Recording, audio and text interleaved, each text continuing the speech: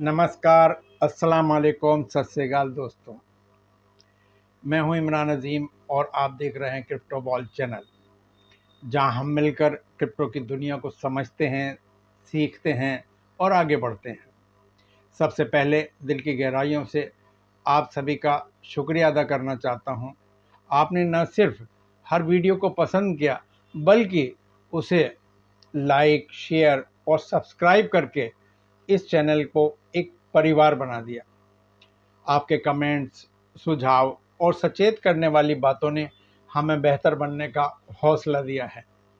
आपका हर एक शब्द हमारे लिए एक राह दिखाने वाली रोशनी रहा है। उम्मीद है कि आप यूं ही अपना प्यार और समर्थन हमारे साथ बनाए रखेंगे। और अगर आप हमारे चैनल पर नए हैं तो दिल से गुजारिश है, प्लीज़ वीडियो को सब्सक्राइब ज़रूर कीजिए, ताकि हम मिलकर इस सफ़र को और आगे ले जाएं। क्योंकि ये एक चैनल नहीं, ये एक आंदोलन है, ज्ञान, जागरूकता और बदलाव का। दोस्तों, आज हम बात करेंगे भारत में क्रिप्टो के भविष्य के बारे में। भारत का क्रिप्टो नज़रिया क्या है? भारत में क्रिप्टो करेंसी के नियम अभी भी अनिश्चितता में हैं। 2020 में सुप्रीम कोर्ट ने आरबीआई के क्रिप्टो पर बैंकिंग प्रतिबंध हटा दिए थे, लेकिन तब से भारत सरकार ने कोई स्पष्ट कानून नहीं बनाया है। इस वजह से निवेशकों, डेवलपर्स और व्यापारियों को भ्रम हो रहा है और भारत क्रिप्टो में वैश्विक लीडर बनने से रुक गया है। इस समस्या का हल निकालने के लिए हाशिद इमर्जेंट, एक वेब3 वेंचर कैपिटल कंपनी के वरिष्ठ वकील अरविंद अलेक्जेंडर कहते हैं कि भारत को अधिकार पहले वाला नियम लाना चाहिए। इसका मतलब है लोगों को अपने क्रिप्टो को खुद रखने का अधिकार, यानी कि सेल्फ कस्टडी, बिना बैंक या मध्यस्थ के P2P लेन देन की अनुमति, क्रिप्टो के लिए अलग नियामक संस्था बनाना, इनोवेशन को बढ़ावा देने के लिए सैंडबॉक्स जैसी सुविधाएं देना, सरकार की चर्चा पत्र, डिस्कशन पेपर, क्या ये काफ़ी है? कुछ खबरों के मुताबिक भारत सरकार जल्द ही क्रिप्टो पर एक चर्चा पत्र, डिस्कशन पेपर जारी कर सकती है।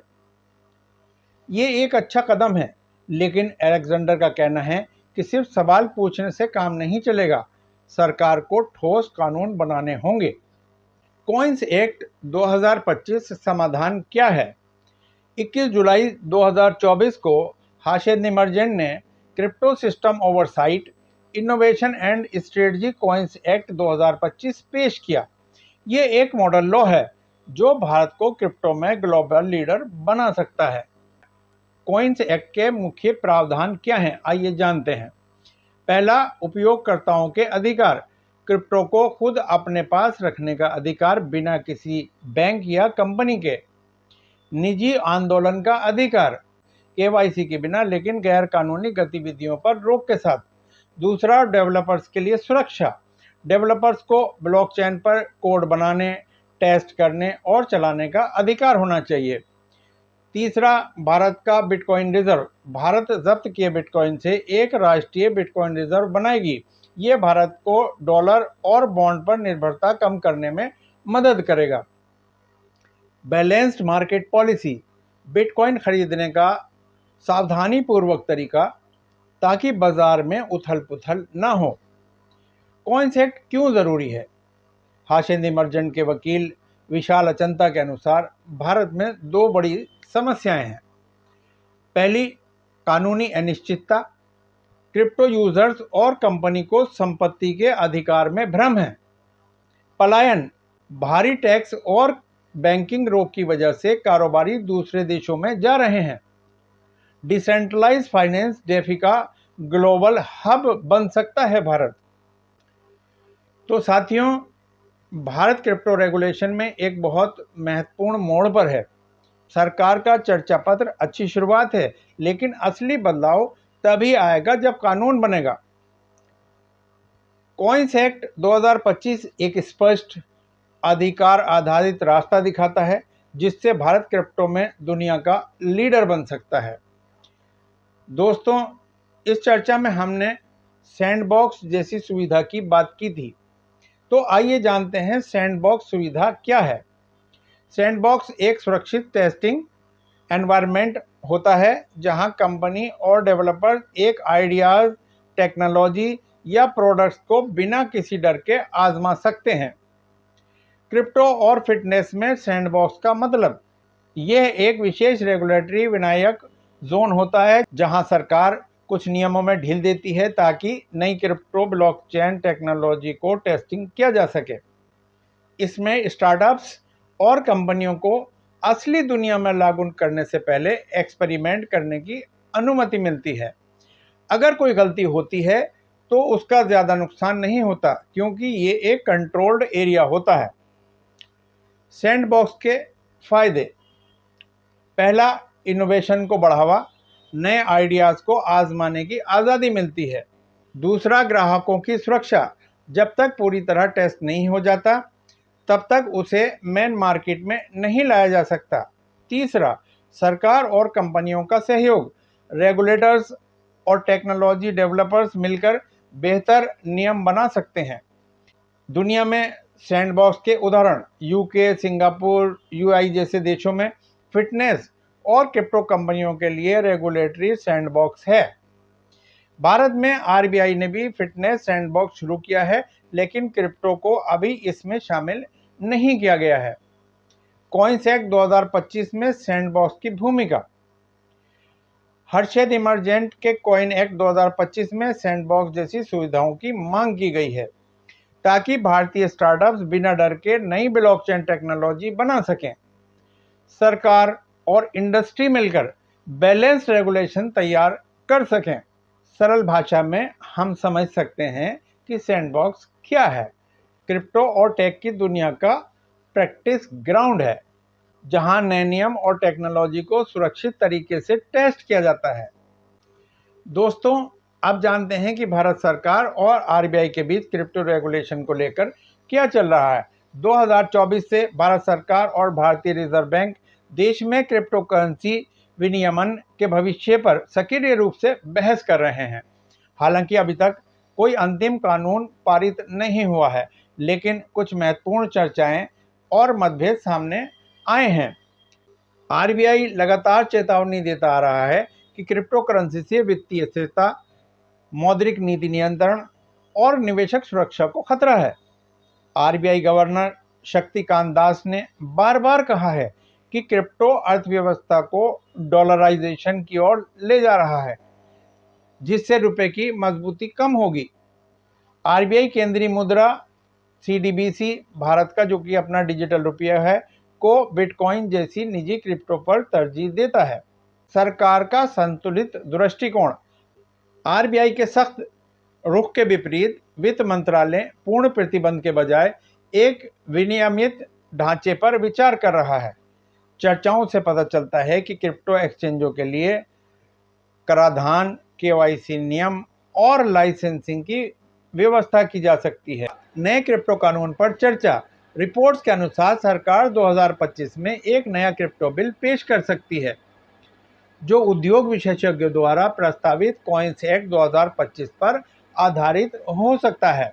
इस कानून में शामिल हो सकते हैं क्रिप्टो को संपत्ति के रूप में मान्यता, सिर्फ मुद्रा नहीं, अवैध उपयोग के लिए सख्त दंड जैसे मनी लॉन्ड्रिंग और आतंकवाद को फंडिंग के खिलाफ कर नीतियां। वर्तमान में भारत में क्रिप्टो मुनाफे पर 30% टैक्स है और 1% टीडीएस लगता है। बैंकिंग प्रतिबंध बनाम विनियमन पर बहस: आरबीआई अनौपचारिक रूप से बैंकों को क्रिप्टो फर्मों से दूर रखने की सलाह देता आया है, जिससे एक्सचेंजों को भुगतान संबंधी दिक्कतें आ रही हैं। सरकार एक मध्यम मार्ग अपना सकती है, क्रिप्टो ट्रेडिंग अनुमति तो देना, लेकिन सख्त निगरानी में। आगे क्या होगा? वैश्विक दबाव यानी कि G20 चर्चाएं आईएमएफ की सलाह भारत को अपना रुख स्पष्ट करने के लिए प्रेरित कर रही हैं। 2025 का केंद्रीय बजट नए क्रिप्टो पर सुधार ला सकता है। आरबीआई बनाम सरकार की बहस तय करेगी कि भारत क्रिप्टो के लिए प्रतिबंध, विनियमन या हाइब्रिड मॉडल अपनाता है। तो दोस्तों, जहां आरबीआई सख्त नियंत्रण चाहता है, वहीं सरकार विनियमित अपनाने की ओर झुकाव दे रही है। तो दोस्तों, जहां आरबीआई सख्त नियंत्रण चाहती है, वहीं सरकार विनियमन अपनाने की ओर झुकाव दिखा रही है। आने वाले 6 से 12 महीने भारत के क्रिप्टो भविष्य को तय करने में महत्वपूर्ण होंगे। क्या भारत सरकार को आरबीआई की सलाह मानते हुए भारत में क्रिप्टो को सीमित कर देना चाहिए, या विश्व भर में क्रिप्टो और ब्लॉकचेन के बढ़ते हुए उपयोग को ध्यान में रखते हुए सही कानून बनाकर भारत में क्रिप्टो के उपयोग की इजाज़त देनी चाहिए? प्लीज़ कमेंट करके बताइए कि आपके क्या विचार हैं। अब जानने की कोशिश करते हैं कि पाई नेटवर्क की भारत में संभावनाएं क्या हैं। एक्सचेंज लिस्टिंग और मास एडॉप्शन। पाई नेटवर्क एक मोबाइल माइनिंग क्रिप्टो करेंसी है जिसे लाखों भारतीय यूजर्स ने माइन किया है। अभी भी इनक्लोज मैनेज चरण में है। भारत सरकार का रेगुलेटरी स्टैंड क्या है? अगर भारत क्रिप्टो को लेकर स्पष्ट विनियम बनाता है, जैसे G20 या IMF के सुझावों के आधार पर, तो पाई को लीगल ट्रेडिंग और उपयोग का मौका मिल सकता है। आरबीआई का रुख महत्वपूर्ण होगा। अगर ये प्राइवेट क्रिप्टो पर प्रतिबंध लगाता है तो पाई की संभावनाएं कम हो जाएंगी। कॉइनसेक 2025 जैसे प्रस्ताव पाई को सेल्फ कस्टडी और P2P ट्रेडिंग की अनुमति दे सकते हैं। भारत में पाई का कम्युनिटी सपोर्ट। भारत पाई नेटवर्क का दूसरा सबसे बड़ा मार्केट है। 8 मिलियन से ज़्यादा यूजर्स हैं भारत के अंदर। लोकल मर्चेंट्स और स्टार्टअप्स पाई को पेमेंट के रूप में अपना सकते हैं अगर आरबीआई अनुमति दे। P2P ट्रेडिंग, जैसे कि बाइनेंस P2P के ज़रिए पाई की अनऑफिशियल ट्रेडिंग शुरू हो सकती है। अगर पाई की यूटिलिटी बढ़ती है, जैसे पाई ऐप्स, शॉपिंग पार्टनर्स, तो मास एडॉप्शन संभव है। टैक्स और कंप्लायंस चैलेंजेस। भारत में क्रिप्टो पर 30% टैक्स है और 1% TDS लगता है। पाई को फ्री माइन कॉइन माना जा सकता है, जिस पर कैपिटल गेंस टैक्स लगेगा। एक्सचेंजों को पाई की KYC AML रिपोर्टिंग करनी होगी। अगर पाई भारतीय कानूनों का पालन करता है तो इसे मंजूरी मिल सकती है। अब जानते हैं, क्या पाई भारत में सफल होगा? जी हाँ, अगर भारत क्रिप्टो को रेगुलेट करता है, बैन नहीं करता, पाई मेननेट ओपन करता है और बड़े एक्सचेंजों पर लिस्टिंग होती है, कम्युनिटी पाई को यूजफुल बनाती है, मर्चेंट्स, ऐप्स आदि का इस्तेमाल करके, तो दोस्तों, पाई नेटवर्क के पास भारत में मास एडॉप्शन की संभावनाएं हैं, लेकिन ये सरकारी नियमों, पाई टीम के फैसलों और कम्युनिटी सपोर्ट पर निर्भर करेगा। अगले 1 से 2 साल निर्णायक होंगे। आपकी क्या राय है? प्लीज़ कमेंट करके बताइए। तो दोस्तों, अब अंत में हम बात करते हैं पाईएक्स फाउंडेशन के बारे में।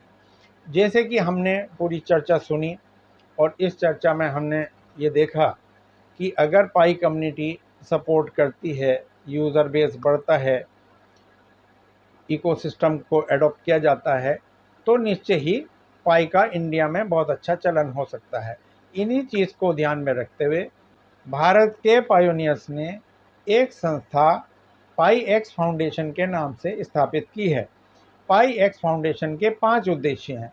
पहला उद्देश्य है कि ग्लोबली पाई यूज़र्स को यूनाइट करना और साथ साथ पाई यूज़र्स को पाई टेक्नोलॉजी और लेटेस्ट टेक्नोलॉजी जो भी अभी चल रही हैं उसके बारे में शिक्षित करना, जिससे कि वो पाई इकोसिस्टम में पार्टिसिपेट कर सकें और पाई को अपने इकोसिस्टम में यूज़ कर सकें। तो उनको शिक्षित किया जाएगा कि किस तरह से पाई के प्लेटफॉर्म पर वो अपने ऐप या अपने बिज़नेस बना सकते हैं, या जो बिज़नेस दूसरे लोगों के हैं उस बिज़नेस में किस तरह से वो पार्टिसिपेट कर सकते हैं, या फिर जो भी वहाँ पर ऑलरेडी ऐप्स हैं या बिजनेसेस हैं जो कि डेवलप हो चुके हैं, उनसे हम ज़्यादा से ज़्यादा पाई और कैसे कमा सकते हैं।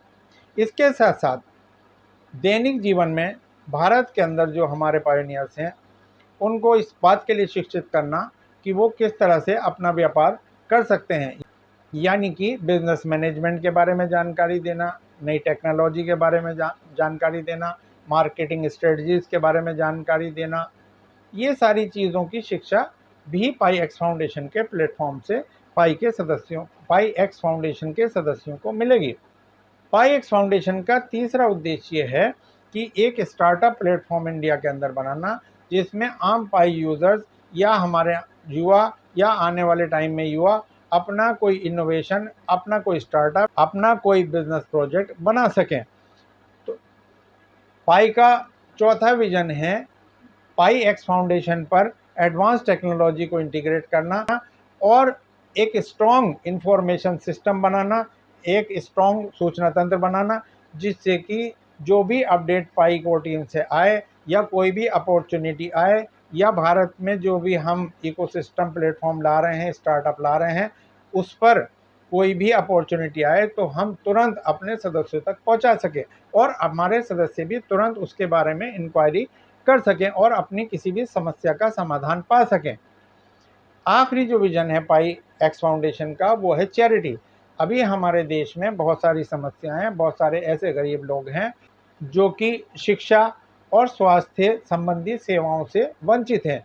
तो हम ऐसे लोगों की सहायता करें, सेवा करें, उनको शिक्षा उपलब्ध कराएं, अनुभव आधारित शिक्षा उपलब्ध कराएं, रोजगारपरक शिक्षा उपलब्ध कराएं और साथ साथ जिन लोगों को स्वास्थ्य संबंधी सुविधाएं नहीं मिल पा रही हैं पैसे की कमी की वजह से, उनकी सहायता करें और अपने समाज को सक्षम बनाएं, स्वस्थ बनाएं और रोजगार परक बनाएं। अगर ऐसा हम कर पाए तो हम अपने समाज के लिए एक बहुत बड़ा कंट्रीब्यूशन दे सकते हैं और साथ साथ हम अपने देश की आर्थिक स्थिति में भी अपना कंट्रीब्यूशन दे सकते हैं। तो दोस्तों, ये भारत की संस्था है, हमें इस संस्था से जुड़ना चाहिए। अगर हम पाई एक्स फाउंडेशन से जुड़कर इसकी सदस्यता लेकर इसे सशक्त बनाते हैं तो आने वाले समय में हम अपने अपने क्षेत्रों को विकास का केंद्र बना सकेंगे, शिक्षा का केंद्र बना सकेंगे और पहले हम अपने भारत में इस प्लेटफॉर्म पर अपना बिजनेस बनाकर, अपनी पहचान बनाकर फिर अंतर्राष्ट्रीय स्तर पर भी हम बिजनेस कर सकते हैं इस मंच के माध्यम से। तो दोस्तों, मैं सभी से रिक्वेस्ट करता हूं कि आप पाई एक्स फाउंडेशन से जुड़िए। पाई एक्स फाउंडेशन की एक वेबसाइट है paiexfoundation.net, आप उस पर विज़िट कीजिए। उसके बाद वहाँ पर कॉन्टैक्ट अस में जाकर आप कोई भी अपना इंक्वायरी, अपना क्वेश्चन पूछ सकते हैं और सदस्यता लेने के लिए आपको डिस्क्रिप्शन में एक लिंक मिल जाएगा, स्पॉन्सर आईडी मिल जाएगी, उसके माध्यम से आप रजिस्ट्रेशन अपना कर सकते हैं। तो दोस्तों, हमारा टेलीग्राम पर एक ग्रुप भी है जिसमें डेली 8 बजे मीटिंग होती है और पाई एक्स फाउंडेशन के बारे में पूरी जानकारी दी जाती है। टेलीग्राम ग्रुप का लिंक आपको डिस्क्रिप्शन में मिल जाएगा। तो आप सभी लोगों से रिक्वेस्ट है कि आप लोग ग्रुप को ज्वाइन कीजिए और डेली रात को 8 बजे मीटिंग को भी ज्वाइन कीजिए। इस वीडियो में बने रहने के लिए आप लोगों का बहुत बहुत धन्यवाद। अगर ये वीडियो आपको अच्छी लगी है और हमारी द्वारा दी जा रही इन्फॉर्मेशंस आपको अच्छी लगती हैं तो प्लीज़ इस चैनल को सब्सक्राइब ज़रूर कीजिए, वीडियो को लाइक कीजिए, शेयर कीजिए, क्योंकि आपका सहयोग ही हमारी ताकत है। धन्यवाद।